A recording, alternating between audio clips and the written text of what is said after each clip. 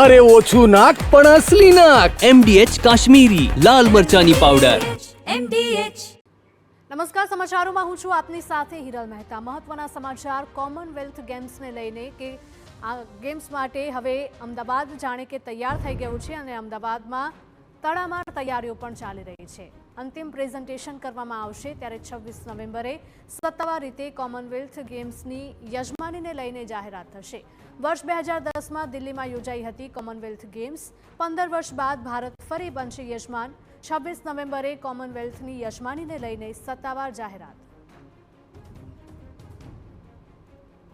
તો નાયબ મુખ્યપ્રધાન હર્ષ સંઘવી સ્કોટલેન્ડ જવા માટે રવાના થયા છે. હર્ષ સંઘવી સાથે ભારતીય કોમનવેલ્થ ગેમ્સ ડેલિગેશન પણ જોડાયું. કોમનવેલ્થને લઈને અંતિમ પ્રેઝન્ટેશન કરવામાં આવશે. તો 26 નવેમ્બરે સત્તાવાર રીતે કોમનવેલ્થ ગેમ્સની યજમાનીને લઈને જાહેરાત થશે.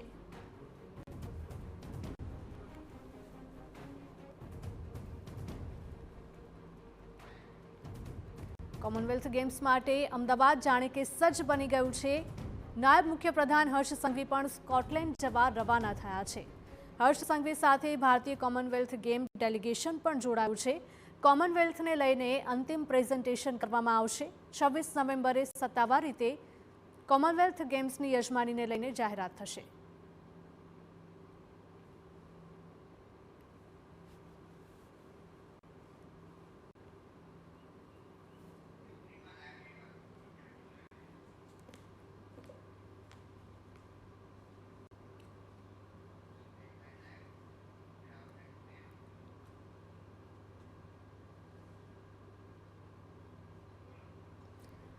કોમનવેલ્થ ગેમ્સ માટે અમદાવાદ સજ્જ થઈ ગયું છે અને તડામાર તૈયારીઓ પણ ચાલી રહી છે. તેવામાં નાયબ મુખ્યપ્રધાન હર્ષ સંઘવી સ્કોટલેન્ડ જવા રવાના થયા છે.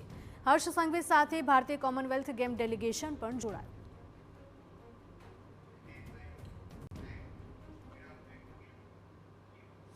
આજ મુદ્દે અમારા પોલિટિકલ એડિટર કિંજલ મિશ્રા જોડાયા છે વધુ માહિતી સાથે. કિંજલ, જણાવશો કે કોમનવેલ્થ ગેમ્સ માટે અમદાવાદ હવે સજ્જ થઈ ગયું છે અને હર્ષ સંઘવી પણ સ્કોટલેન્ડ જવા માટે રવાના થયા છે. અંતિમ પ્રેઝન્ટેશન રજૂ કરવામાં આવશે. શું વધુ અપડેટ? જી હિરલ, કોમનવેલ્થ ગેમને કહી શકાય છે કે કોમનવેલ્થ ગેમ એ ભારત માટે આગામી સમયમાં ઓલિમ્પિકનો પાયો છે તે નાખવા જઈ રહી છે અને એ જ કારણ છે કોમનવેલ્થ ગેમની યજમાની એ ભારતને મળે તે ખૂબ જ મહત્વપૂર્ણ છે. કોમનવેલ્થ ગેમના 100 વર્ષ પણ પૂરા થઈ રહ્યા છે ત્યારે એ ઉજવણી પણ ભારતમાં થવાની છે. વર્ષ 2010ની વાત કરવામાં તો 2010માં કોમનવેલ્થ ગેમ હતી એ ભારતમાં યોજાઈ હતી, દિલ્હી ખાતે યોજાઈ હતી. ગુજરાતમાં પહેલી વખતે આ ગેમ યોજાવાની છે અને જૂનથી વાત કરવામાં આવે તો 7 જૂનથી નવેમ્બર સુધીમાં જે ભારતીય ડેલિગેશન છે ત્યાં લગભગ એક વખત એટલે કે 4 વખત અત્યાર સુધીમાં ભારતીય ડેલિગેશન છે એ લંડન ખાતે ગયું હતું. પોતાના પ્રેઝન્ટેશન હતા તે મૂકવામાં આવ્યા હતા, મિટિંગ્સ હતી તે થઈ હતી. તો જે કોમનવેલ્થ ગેમની કમિટી છે તેનું જે પ્રતિનિધિ મંડળ છે તે પણ ગુજરાતમાં 3 વખતે આવી ચૂક્યું છે. ઇન્ફ્રાસ્ટ્રક્ચરથી લઈને તમામ બાબતોમાં ગુજરાત કેટલું સજ્જ છે તે તમામ જે ચકાસણી છે તે પણ થઈ ચૂકી છે.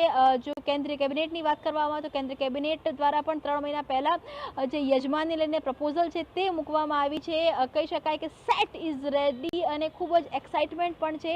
અમદાવાદમાં પણ અનેક જગ્યા પર પોસ્ટરો છે તે લાગી ચૂક્યા છે અને સ્કોટલેન્ડ ખાતે આવતીકાલથી જે ફાઇનલ પ્રેઝન્ટેશન છે તે થવાનું છે.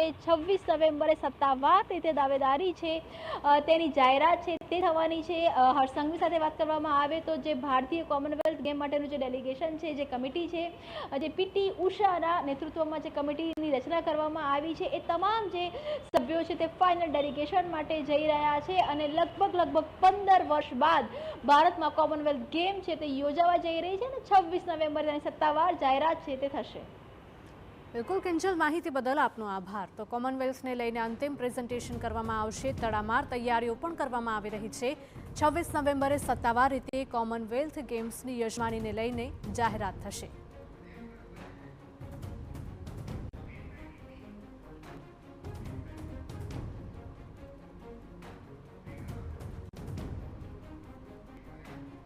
MDH કિચન કિંગ મસાલા રસોડામાં હોય તો આપણે કંઈ પણ બનાવી શકીએ છીએ. રીંગણાનો ઓળો, બટેટા ફુલાવર, ભીંડી મસાલા અને બીજું ઘણું બધું. MDH